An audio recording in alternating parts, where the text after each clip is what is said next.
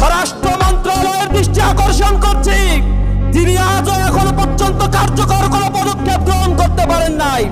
প্রশাসনে কোটি কোটি জনশক্তি টাকা এখানে বিনিয়োগ করা হয়েছে, অথচ কার্যকরভাবে ফ্যাসিবাদ নির্মূলে যে ধরনের উদ্যোগ গ্রহণ করার দরকার ছিল তা আমরা দেখতে পাইনি।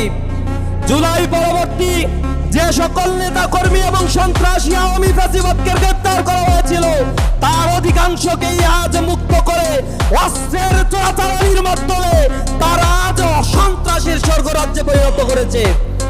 আমরা সরকারের দৃষ্টি আকর্ষণ করে বলতে চাই, অনতিবিলম্বে অবৈধ অস্ত্র যেগুলো রয়েছে সেজন্য সাঁড়াশি অভিযান পরিচালনা করতে হবে। বাংলাদেশে আগামী যে সংসদ নির্বাচনের ঘোষণা দেওয়া হয়েছে সেই সংসদ নির্বাচনের জন্য একটি লেভেল প্লেইং ফিল্ড গঠনের জন্য এখন থেকেই সরকারকে জনগণের আস্থা অর্জনের চেষ্টা করতে হবে।